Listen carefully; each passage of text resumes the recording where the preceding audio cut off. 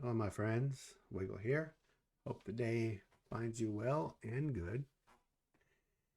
So, I'm going to be continuing on with my intentional community series of commentary. And today I want to talk about the harsh realities of intentional community. And this is not necessarily something that most people want to hear in the IC space, but I believe it's important to consider what I have to say here. Um, just to bring things home a little bit, to bring it to the ground. So now I come to you as a founder, depending on how you would define that term, a person with a vision, a person with a dream. But beyond that, you're not really a founder unless you've done some work on the ground and gotten some things done. And you can't do that. First of all, you have to be willing to give. And beyond giving, you have to be able to give in a meaningful way that's beyond the background of just living. So you have to be more than just surviving. You have to be thriving enough in life to be able to give more than you take in a pretty significant way, or you're not going to be founding anything. So founders are a special breed in that they're actually getting something done and they're not waiting on everybody else. They're doing the work and getting it done. And there's a difference between thinking about it, talking about it, analyzing it, researching it, and having an input ideologically. It's getting it done on the ground. That is a founder, at least in my opinion. A founder could probably just write a check too. But again, that's in a lot of ways, while money is effective and working, money is giving that um, on the ground. You can spend the money and get some things done. So as I've found it, the things that I've found it's all been on hard work. I didn't inherit anything, and I'm not crying about that. I'm just saying not much has been given to me in life other than what I was born with, and I'm thankful for all the good things that I have and the capacities I've been given. But nobody's really ever given me a leg up. I've had to earn my own way since a young age, and I've done enough that I can even consider being a founder. So you can take that from my perspective. And I've had people come to my place, to my thing, and I've come and go, and I've been doing it for years. So I have helped people. I have taken people in, and people have left. So I do have some experience with this. So I do have some on the ground. You can consider me a founder and not just somebody seeking community. So, so who is, what type of people, what is the spectrum, what is the range of people that are looking for community? And I think that's highly varied, and there's a lot of different motivations and reasons. What do make people tick, and why they come into a community. So you have your dreamers, you have your visionaries, people that have an idea and a dream, and they have goals, and they want to bring the goals to reality for whatever reason. They think it's a better way of doing things, so they want to build a community. They see the need for it, or whatever. But they're visionaries and dreamers. So you have your idealists. So you have an ideological approach. It's like, well, this I want to do the right thing. I want to make the world a better place. I want to think about it, talk about it, and idealism. I have an idealist, and did I put it on there?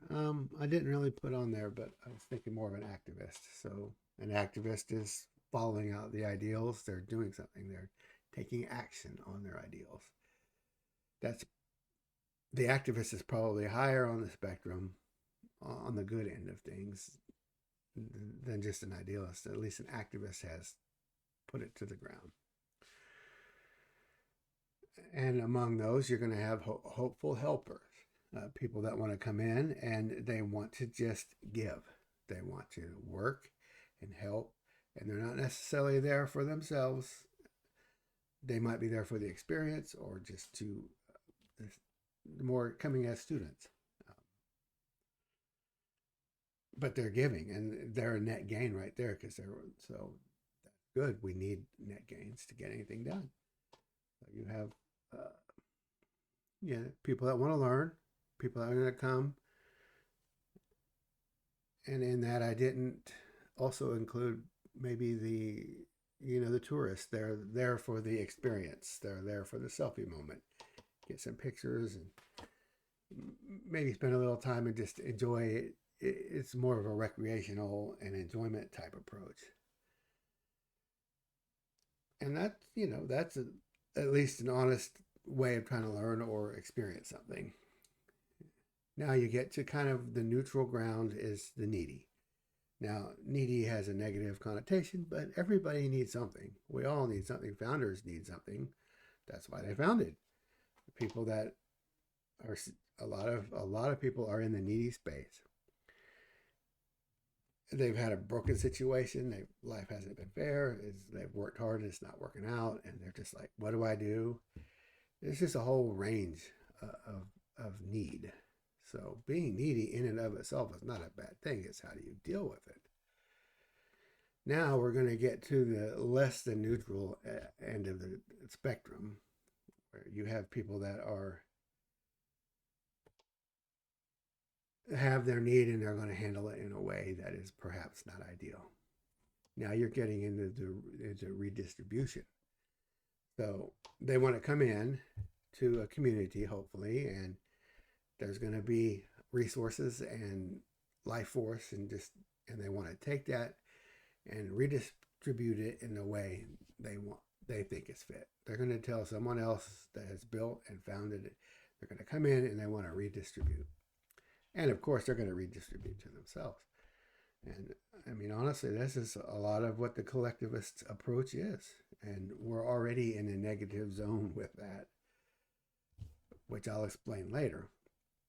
But beyond just the self-interested redistributor, we have the hijacker that is even, I'm going to come in and take over and take what these people have done and make it my own. I'm going to lead because I have all of these skills and knowledge, and I didn't build it, but I'm going to come in and tell you how to run it, and that'll be my job. I'm going to be the boss. Well, there's not a lot of need for that. If you want to do that, be a founder. Don't go in and then you have people that are just going to come take. And there's a very spectrum of thievery. Some people are just there. They're going to clean you out the first chance they get and run on down the road and just move on to the next thing and get everything they possibly can. They don't have any scruples or morals. They'll just steal. And it can be little small theft, or it can be just outright, you had to go away on a family emergency and you come back to an empty house. And, that's the opposite end of the spectrum from the visionary and the founder. It's the scumbags that are just going to come take for themselves the path of ultimate least resistance. The path of least resistance are the criminals, and the path of most resistance are actually the founders. It is a lot of work to found anything. If you're a founder, tell me about it. I want to hear about it. Am I wrong? I'd love to speak to other founders. They're just kind of rare and hard to find. I mean, I'm sure they're out there. I don't know any, really. Not in person. So anyway, when we're approaching this intentional community, the harsh reality is that most people come in and say, what's mine is mine, and what's yours we can negotiate. They want to come in and be taken care of. They want to come in and take advantage and get the benefits of the community because they need it. And they don't even consider being a net gain. They just consider it's a net gain for them and they get what they need. And that's kind of not a very, very realistic approach, because if you're taking more than you're giving, you're taking it from someone else. Someone has to give more than they're taking. And if a bunch of people just show up with their needs and want to just take everybody else's stuff, the whole thing dies, because the root is gonna wither and die. There is no foundation that's going to be self-sustaining. Can't be self-reliant when you're relying on everybody else for everything. You have to bring something to the table. So when you're going to consider going into an intentional community, you're going to have to realize that you have to pay to play. You have to come in and be an asset. The overall approach is, I'm going to come in and take more and give less. And that's, for the reasons I mentioned, it's just not going to work. You have to be willing to give more and take less. You have to be less self-interested. There's nothing wrong with this degree of selfishness. Everybody has it. I'm just saying, you have to be willing to come in and be an asset. You have to work hard and give more above your needs. And a lot of people think that they're doing that, but in reality, they're not. The people that have come here, it's just, they think their couple hours a day is more than covering all of the support they're getting. It's just, it's adolescent. It's juvenile. It's just, unless you've built it, you won't understand what it takes to make it happen and how much quiet support is being offered to people that come. So I'm going to give you an example of something. When you sign a lease and you're a renter and you have a landlord and you've paid your rent and you've had a place to live and you've gotten the benefit of that, and you had to pay for all of your utilities and you've made your way through that. Hopefully you kept your agreement and paid the guy. There is a net gain in that for the landlord, or he wouldn't be in business. He is profiting off of you. And not a lot of people look back and say, well, I rented and this guy owes me. It's like, no, you paid your money and you got what you had coming to you. And then likewise with an employer. You work for an employer and they paid you, and you're not really looking back at how much they still owe you.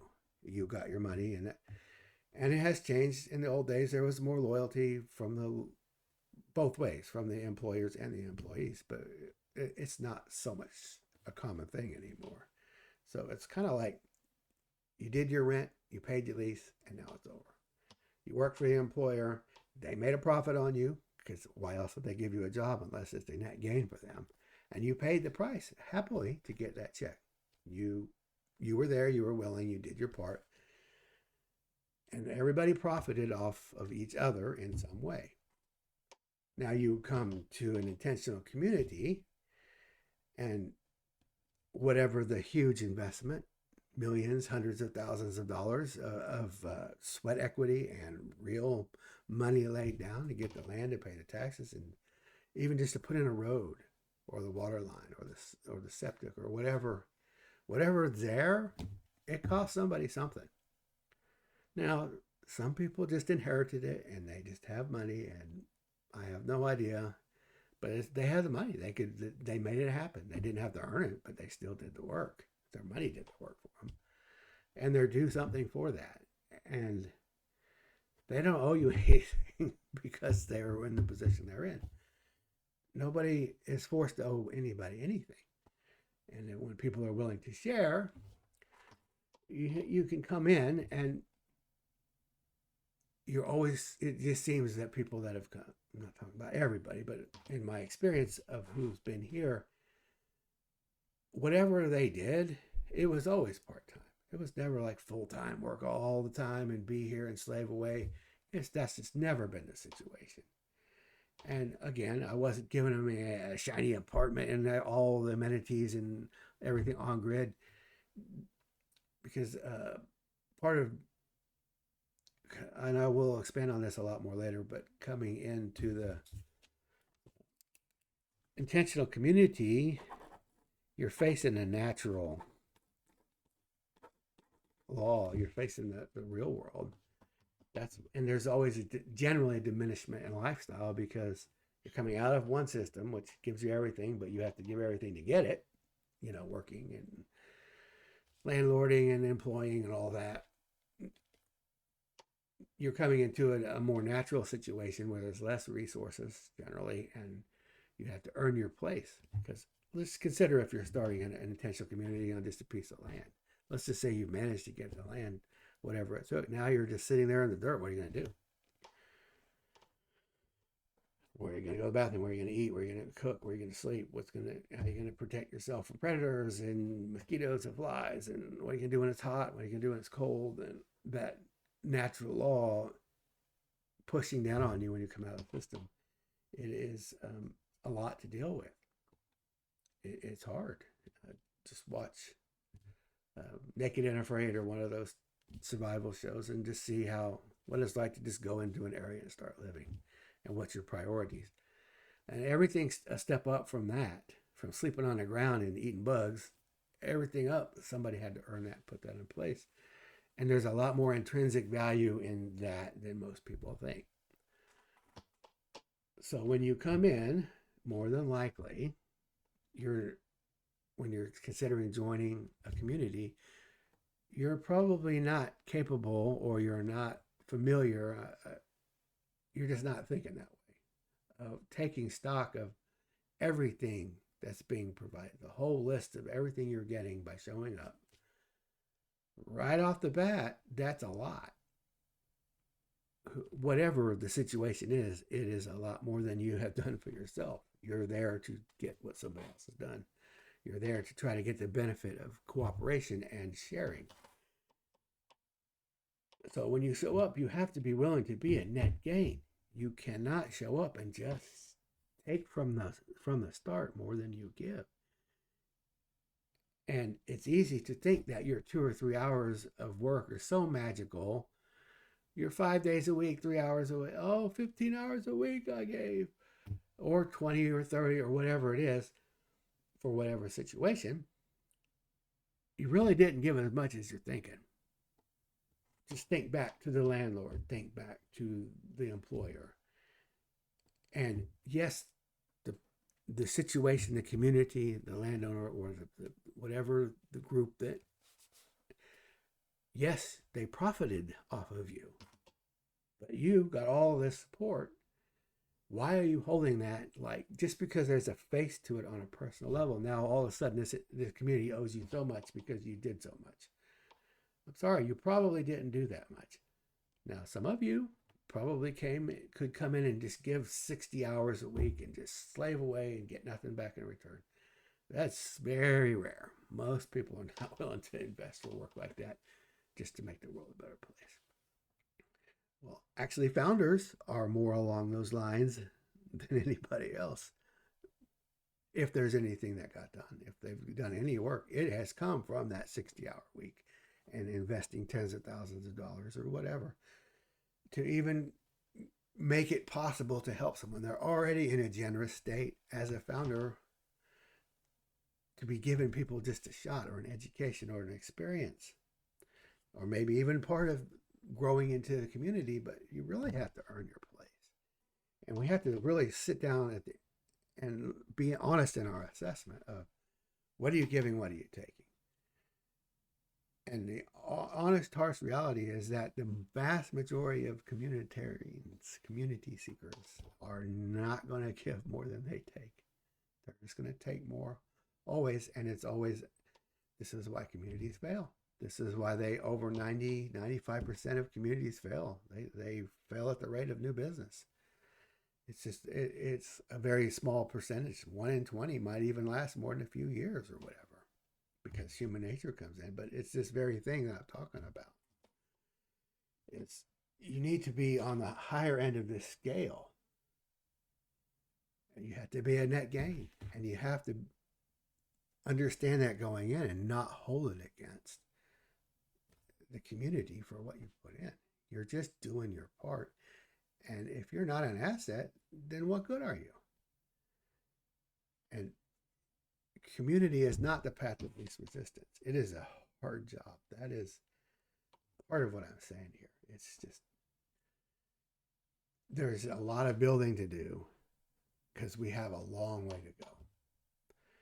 And if you don't come into it with the right mindset, you're going to just have problems. And a lot of the people that are looking for community, they just want to wander around place to place, always hoping to find that pot of gold at the end of the rainbow. And it's like, honestly, at this point in the game, we need to quit wandering around and being hopeful. We need to settle somewhere and start doing some meaningful work and invest and be an asset, a net gain somewhere. Because if nobody does that, it's gonna look just like it does. People just wandering around, spending all their resources and time just being hopeful for finding the perfect spot. Maybe some people have found that. I don't know.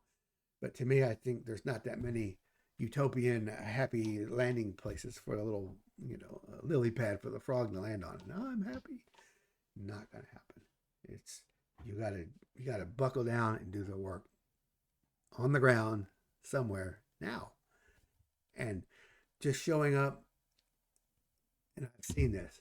People just show up and they're going to accept everything that they can get, and they're going to run off at the first chance they get, looking for the next best thing. And when they hopefully find the next best thing, they move on and leave a wake of trash and destruction. They sneak off in the middle of the night. They don't even own up. A lot of people seeking community are at the bad end of the scale. So if you're not at the good end of the scale, why would a community want you? So consider being a net gain, what that looks like, and we can actually start getting some work done.